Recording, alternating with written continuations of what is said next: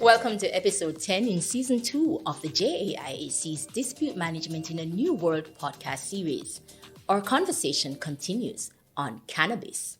We're talking smoking hot Canna Talk, conversations about cannabis with Dr. Christopher Malcolm, Secretary General of the JAIAC. Dr. Malcolm, welcome again. Thank you, Anieka.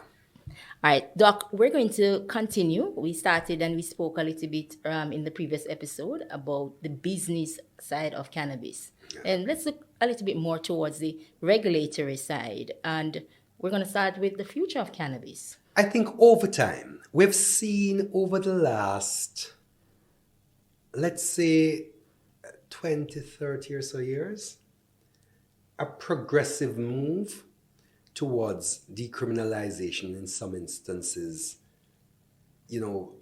legalization of cannabis. And in fact, in circumstances where I think, if I were to think of some of our musicians, for example, Peter Tosh, who was an ardent fighter for legalize it and so on, they would be quite happy now were they alive to see what has happened over time. And we've had those progressive movements, and the progressive movements have not only been in small states. Even within the US itself, we've seen over that period that we've seen states move from positions of hard prohibition into decriminalization in some instances, legalization in other places, and so on. And we've seen that move going across a number of states. And we've seen a re-engagement of conversation about the effects of cannabis and how it should be treated in relation to the prohibition status and how it is treated as an illicit drug. And interestingly enough, even in sport, we recently saw a situation with Sha'Carri Richardson, the US sprinter, who was prevented from participating in the Tokyo Olympics because of a doping offense related to cannabis. And what we saw happening subsequent to that, the rules were changed to mean that in her sort of circumstances going forward, the same sort of approach that was taken to her would not now be taken because a lighter touch approach is being adopted. And we're hearing more and more conversations about whether or not there's a better way to treating with the questions related to cannabis. So my own view is that over time, maybe not anytime soon, but certainly over time, we're going to see progressive moves going forward. And that is always going to be dependent of who occupies particular political offices and so on. But I think over time, we're going to see a growing swell towards saying, look, let us find a better way of managing what is a problem. And let us find a better way also of dealing with what is a beneficial plant, even if it has elements to it which are not what we would want. So the future is bright, it could be said in some areas, or dark in others. You could see lots of smoke which darkens the place, right? So that is how you look at it. But I think certainly on the medicinal side, you're going to see increasing moves to greater use of cannabis-related products. But on the recreational side, I'm also thinking that we're going to see greater moves towards it being made available for recreation in small dosages. And what about the business? Well, the business clearly flows along with that. If you have opening up in relation to recreational and medicinal value and use of it, then clearly you need a product to support that. And so businesses will automatically develop. And remember, the moment you cross that major hump of being no longer illicit, then the banks will be in a position where they no longer have to worry about supporting a business which could lead to their own problems and threats to their own viability. And the question of money laundering and so on is no longer going to be as critical. So you're then going to have a banking sector which is much more able to support the business activities. But having said that, I would also say that as you think about it, even when the banks engage, should that happen, in supporting the cannabis industry more than they do now, my own approach and the approach I've suggested to others is that cannabis really should be treated. You should take a project finance approach, the bankers that is, to cannabis and how you deal with it. And the project finance approach is one which is risk-based, where you go out, you look at the risks associated not just with the production, but a situation where banks go back to doing what old bankers would do, which is to make sure that you visit the farms where they're existing, you make sure that their contaminants are kept out, you make sure that product quality is maintained, and so on. Why? Because the moment a problem arises and it is thought that you as banker financed an activity or financed a product which you did not take sufficient care and control to ensure quality and so on was maintained, you could then open yourselves up to another level of risk. So my approach then and suggestion, recommendation if it were to be considered so, is that as we open up, as we get there, thinking futuristically, future gazing, as we get there, the banks also have to take a much more involved position, which means knowing what happens from seed to market and ensuring that quality control is maintained and that the bankable projects rather that come to them for financing are financed on conditions with milestone payments and so on being made where they are satisfied that product quality can be assured. That's a very important point, Doc. Very important point. Let's talk about the long-term viability of the industry itself, though. The viability of the industry is always going to be supported by need. And I don't think you're going to anytime soon move beyond persons having need for cannabis, whether for recreational or medicinal purposes. That need is established and it can only grow. Because I also believe that if you get the illicit element of it removed and you have more and more researchers and so on involved in trying to unlock the potential, medicinal and all the potential of it, you are likely, and more likely than not, going to find that you have new products and services being developed. Those new products and services will have markets available. They will need financing to be supported, and you will have economies being created around them. So the long-term viability and sustainability, I think, can be assured. Again, I go back to saying that critical hump is the critical hump of ensuring that you have the illicit nature being removed at global level, which will then allow for the industry to develop as I think it can. Let's talk about the regulator's role in getting us past that hump, as you put it. Well, the regulator's role always is to create, in my view, an enabling environment for things to happen. So that role as well includes that they must satisfy themselves that product quality is assured and all those sorts of things. So in that, getting back to the project management rule that I spoke about, and the fact that bankers need to be more engaged in products, in the product development, if you want to think about it that way. The regulators now must also make themselves available by reference to the science and by reference to the processes that they engage, that the bankers can rely upon them, knowing that they're doing what they need to do to ensure that what comes out and is produced and is sold is good. And you know, one of the things I shudder to think about, actually, let's say in Jamaica or in Bermuda or wherever, let's say you have a cruise ship coming in, right? And persons are in the business of selling supercharged brownies, right? And those supercharged brownies just happen to have a special brand of cannabis included in them, right? And you sell it because you're able to. And a tourist comes off that cruise ship, takes it, eats it, and somehow gets a reaction to it which is not good, right? And then they go back and they are wanting to do what people will do. They try to find persons to take care of liability issues related to that injury that they've sustained.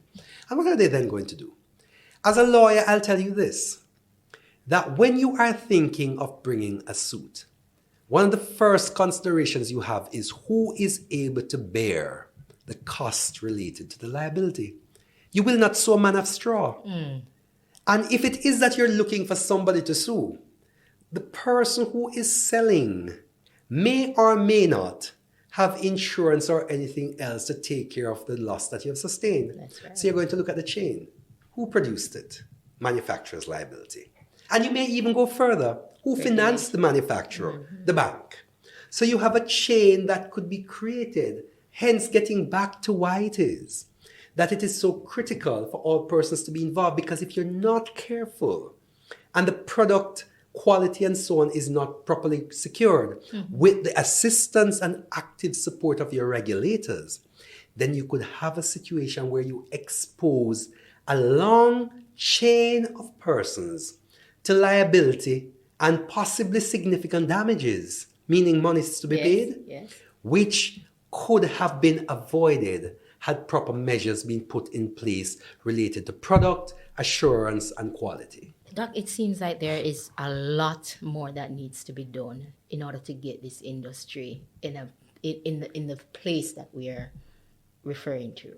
There's a lot to be done, and I think the start of that lot to be done means that we need to have mature and ongoing dialogue. And I don't think, certainly from where I sit, I don't think we have had enough of that dialogue, and we also have not had enough engagement with all what I consider to be the relevant stakeholders. So, for example, as we spoke a lot about decriminalization and the development of industries related to cannabis and so on across the Caribbean region, one of the things I have not seen enough of, as I have followed the debates and so on that have happened around it, is the active involvement of persons who can bring a clear financial sector perspective to the dialogue. And financial sector, not just by reference to how much money you can make out of the industry, but by reference to what are some of the regulatory compliance and related limitations and hurdles to be crossed. And I think that dialogue now has to center again around what is it that we're trying to accomplish. And I'm saying you're trying to accomplish in the instance of an industry, a viable industry which makes money. What are the critical success factors there? It must be the success factor of knowing that if you produce, you're able to move your money and you're able to get paid for your goods and services, right? And if that is the case, what are the humps to be created? How do you create money in a society such as ours? In a large society, if I were to cut for a minute. In Canada, for example, where they have taken a very liberal approach to cannabis, they are able to have a significantly large internal market that can sustain an industry. If you were to think of Jamaica, with 3 million people or thereabouts, or if you were to think of an even smaller state within the Caribbean, St. Kitts and Nevis, for example, 40,000 or whatever the number is, right? However good your weed is, it is impossible to create a viable industry from your internal market. So if we're thinking in our region of developing a viable market that can contribute significantly to gross domestic product and economic well-being, we must be thinking of how it is that we're going to be actively able to penetrate the global market. And to penetrate the global market, it must have a significant dialogue focus and attention focus around the financial sector and matters related to it. If you don't have that level of focus, you're missing the most critical, in my view, gap that must be filled in any conversation going forward. The Caribbean, as a standalone, is the region able to benefit from cannabis? It is able to benefit from cannabis. But I think one of the things, as I said, we have to do is to ensure that, one, we start speaking with common voices, with a common voice rather than common voices. Because common voices suggest you're still having divergent voices, multiple ones. So let us think we need to start speaking with a common voice. And that common voice must start looking at what are the limitations, including with a financial sector perspective, most importantly in my view. And then start thinking of what are some of the factors in our region that can allow the persons in St. Vincent to grow and export their weed and weed-related products. What are some of the critical success factors in Jamaica? How do we engage the universities and institutions of higher learning more? How do we engage stakeholders and experts in the area of economic law and development with financial sector focus and so on? How do we engage? But are we likely to see that kind of engagement when domestic markets differ so much for the cannabis, in terms of the cannabis industry in the Caribbean? I would say this much. Some countries won't come to the table on that conversation. It's not a question, in my view, of whether or not we're likely to see it. It's a question of whether or not we should want to see it. Okay. So I am speaking now of a standard to be achieved and things that we need to do. And you're correct in that. I remembered, for example, we have been speaking, for example, in the context of the Caribbean, about production integration for the longest while. In fact, there was a publication done several years ago that was edited by Professors Hall and Ben. Then Professor Hall, he subsequently became the Governor General of Jamaica.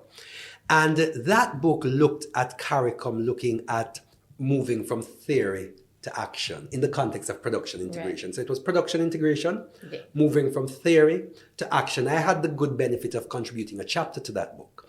But one of the things that struck me then, and was the position long before, was the extent to which we have been engaging in academic discourse and so on, speaking about the need for production integration across CARICOM with a common vision and being able to move our way forward.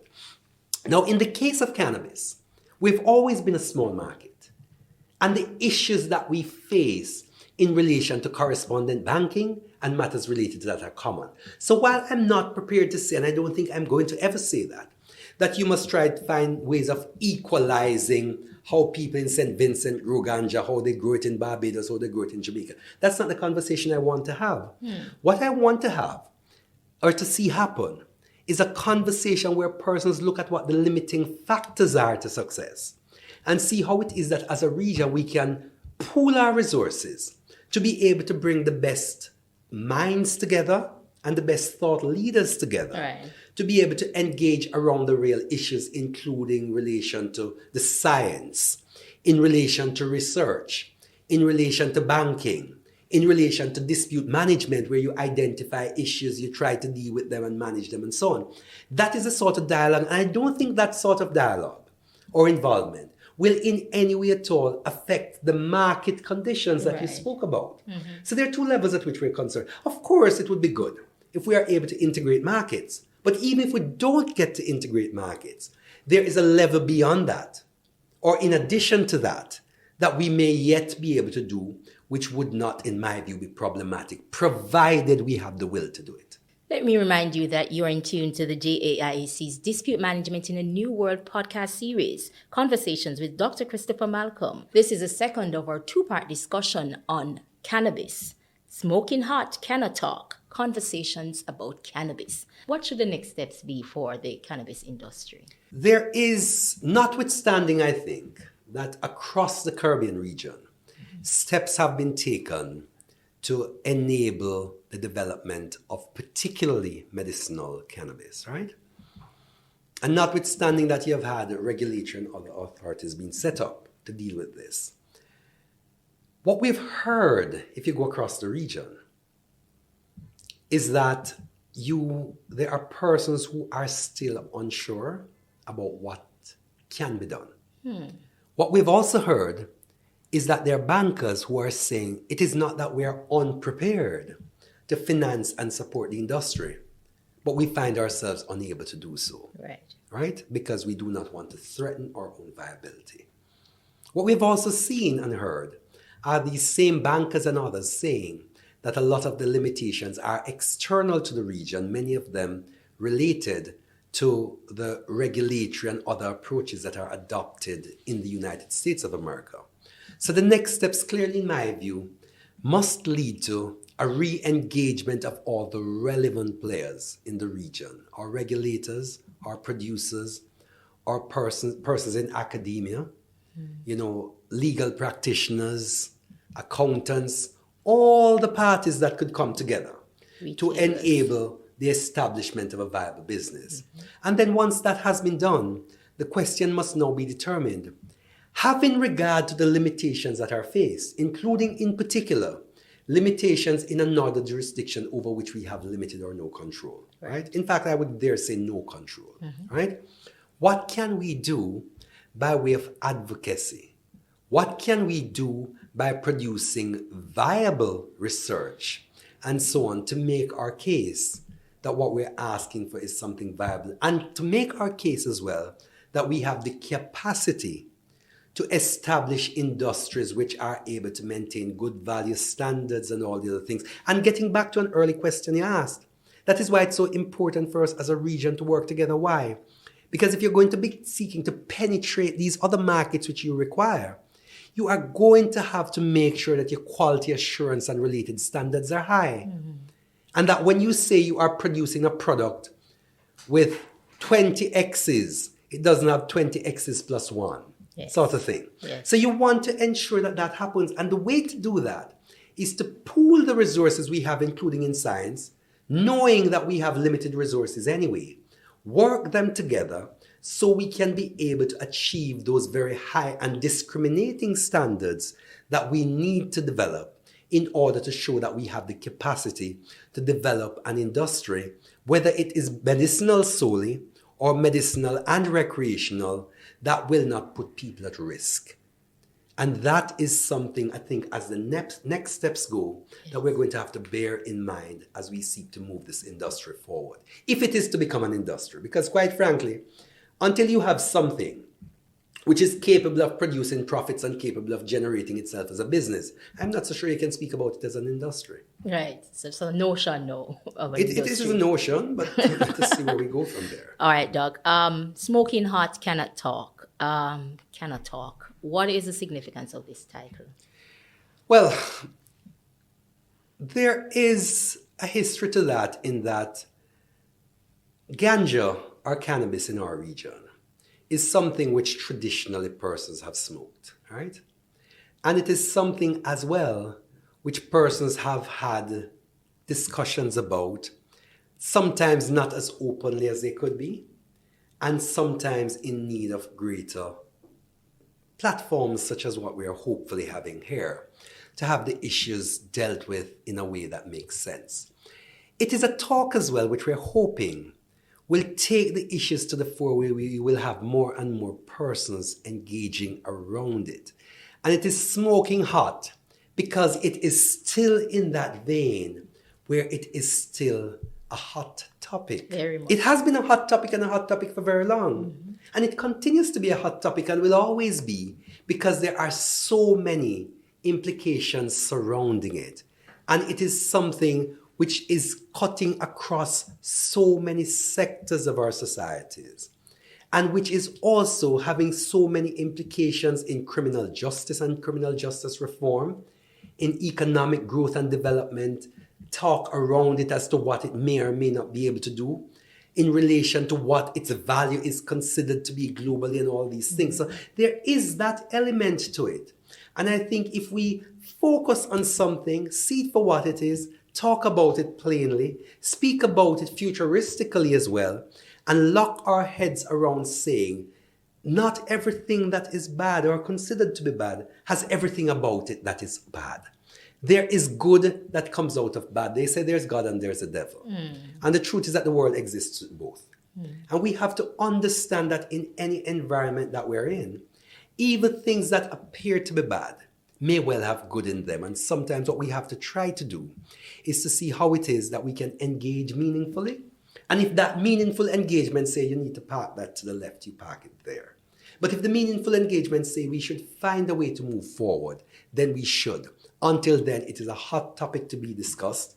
And it is a hot topic that I think we all should engage in, because believe it or not, whether we want to accept it or not, it is not going away. Everything about this topic is really smoking hot, Doc. But I'll give you the last word as we wrap up the part 2 of this discussion. All right. If you were to ask me final words on this topic, I would say that cannabis is an area that requires mature discussion. It is something about which we should not hide our heads in the sand and pretend it doesn't exist, or that there are not real issues around it. It is an area, I think, which is exciting from an academic as well as from a practitioner perspective. Why?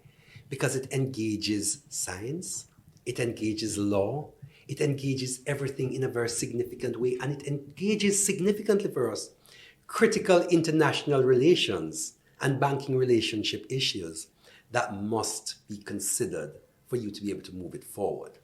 It also means that we have to be careful as we're thinking about it and as we're moving forward, that we in our small jurisdictions, as we think about creating an industry of it, should ensure that we're in lockstep with what is happening at the international level.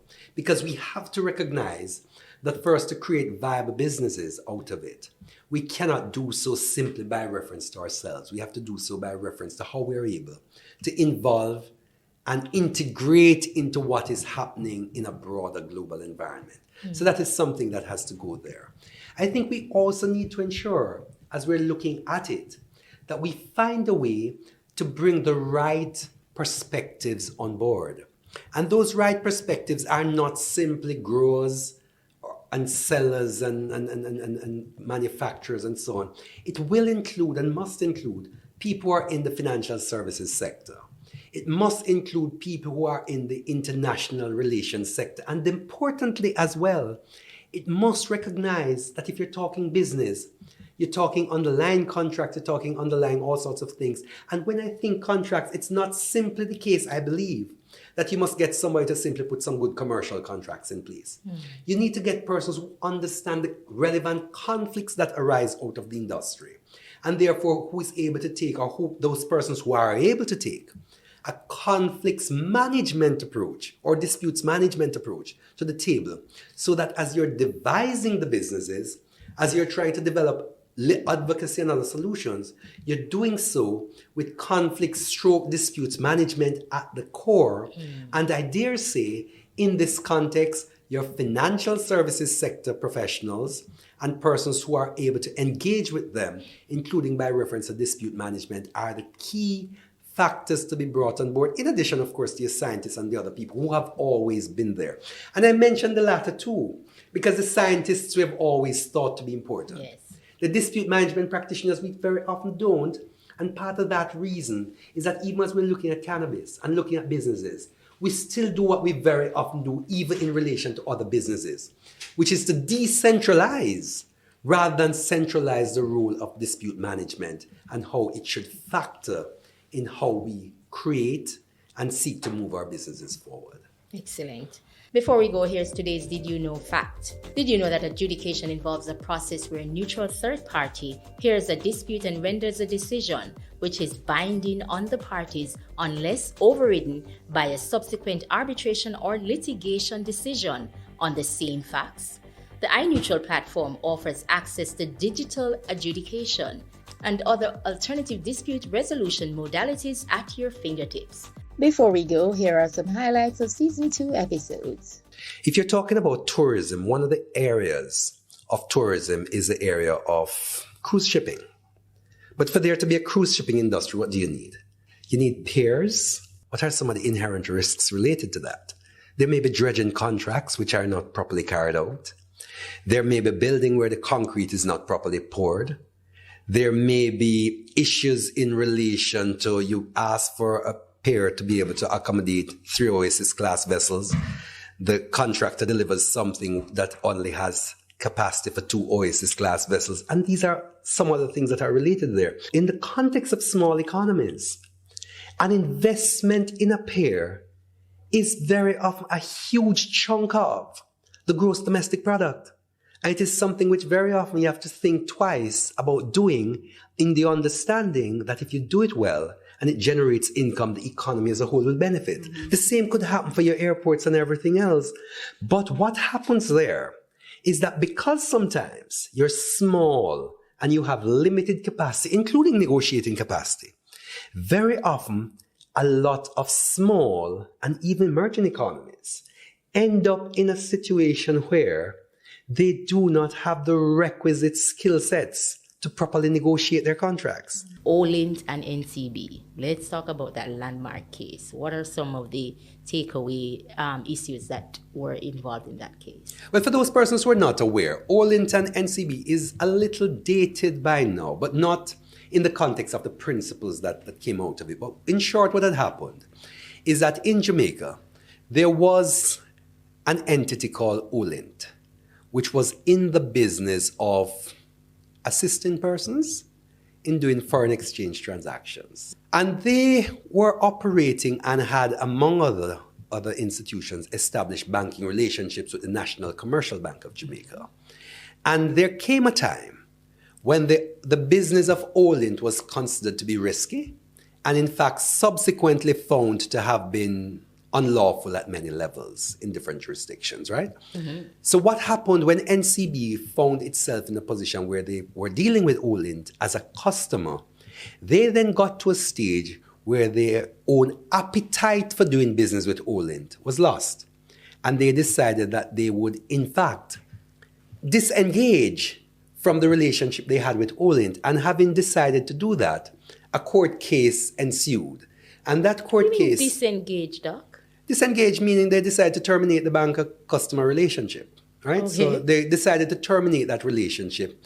And in doing so, Olint then decided that they really were not in a position where they should have sought to terminate in those circumstances, and they brought an action in court to challenge the decision that had been made. Now, the action, to give the short précis that I'm looking at, continued all the way up to the highest court of Jamaica, which is the Judicial Committee of the Privy Council, which is in London. And the court ultimately decided there in favor of NCB by establishing the principle that NCB was able to terminate a relationship with Olint, notwithstanding any other contractual or other relationships that may have existed. And the significant point coming out of it, if, by principle, if you want to look at it that way, was a determination that the bank had an overarching obligation to preserve its own well-being and to preserve the well-being of the economy that it served as a whole.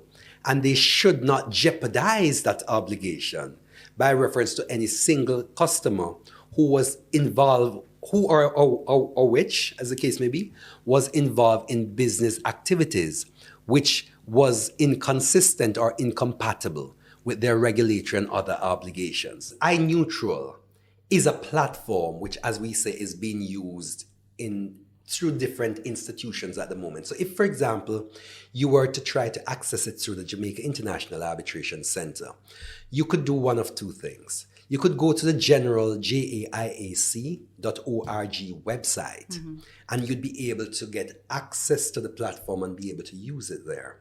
Or you could, for short, simply go to iNeutral, spelled out, INEUTRAL.JAIAC.org, and that would take you directly to the platform. Once you get there, that's where the excitement begins.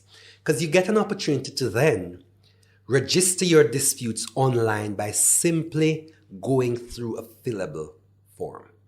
And the form is fillable depending on the nature of the modality that you're using. So it's a form created that allows you to complete it for arbitration, mediation, conciliation, or whatever the modality you have to use. And every other step of the process, right through to completion, is available to be used by reference to templates that are created and are automatically generated via the system.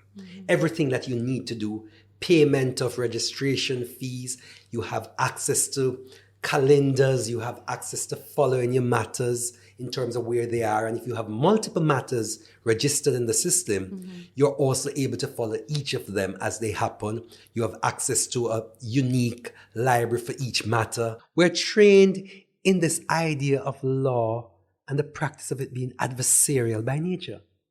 We have to now reimagine that whole process to a point where we're saying, yes, it may be adversarial by nature and we all have divergent views, fine. But at the end of the day, we should have a common goal of trying to see projects completed within time, within budget, and the lawyers work seamlessly with all the other professionals and everybody are joined in that mutual interest-related goal. Then what you then find happening is that we're able to get to that end in a way where avoidance becomes key. Because if we all want to have the project completed with minimum disruption, maximum profitability, and easiest time delivery and all of those sorts of things, then we understand that the moment we allow conflicts to manifest into big, unmanageable, sometimes disputes, then you have a situation where the projects will be overburdened. They will come in out of time. They will be over budget and all these things. And that is not key. But avoidance of the dispute or preventing the dispute manifesting will allow us to do all the things we want. So we now have to think of what, not whether, dispute avoidance should be implemented? Do we want to put in dispute assessment boards? Do we want to put in positions for ongoing amicable discussions between the parties?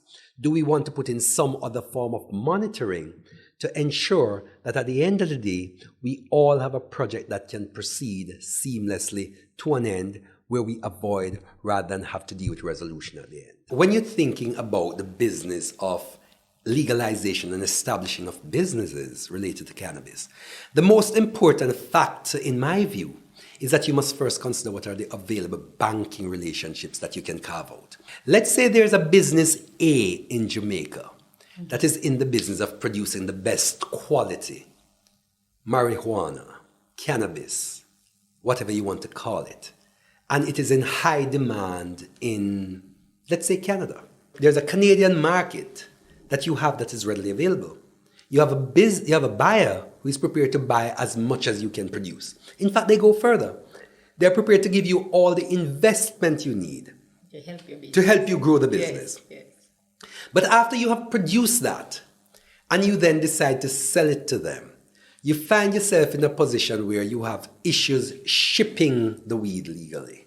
Let's just use that for one moment. But then it goes further. You have a difficulty shipping it. So you now have an available market, you have an available product, but you cannot get it from the point of production to the point of demand.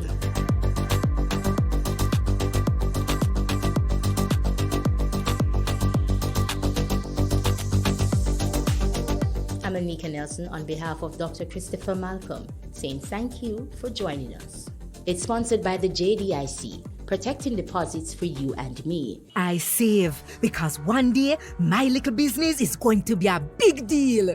Yeah, and I make sure to put away a little something for him. And thanks to JDIC, deposit insurance protection on my savings gone up. You've been upgraded. Deposits held in commercial banks, building societies, and merchant banks are covered under the JDIC deposit insurance scheme up to $1.2 million per depositor per institution. JDIC. Protecting deposits for you and me.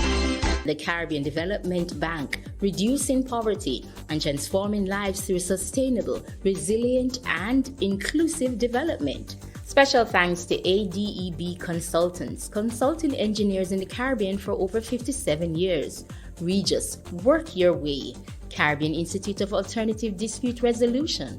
Wassel & Wassel Arbitrator Services Incorporation. iNeutral Dispute Resolution Made Easy, CP Malcolm Dispute Management Practitioner, and Impact Justice, improved access to justice in the Caribbean. The way we do business has changed. Don't be left behind. Choose a hybrid solution for your workforce. Regis offers furnished, equipped, ready-to-use office space available for days, months, or years. Our fully serviced private office spaces give teams of all sizes an inspiring environment to focus, collaborate, and do their best work. The world is switching to hassle-free hybrid working. Join the revolution. Switch to Regis. Call 876-618-8800 or visit regis.com.jm. That's regus.com.jm.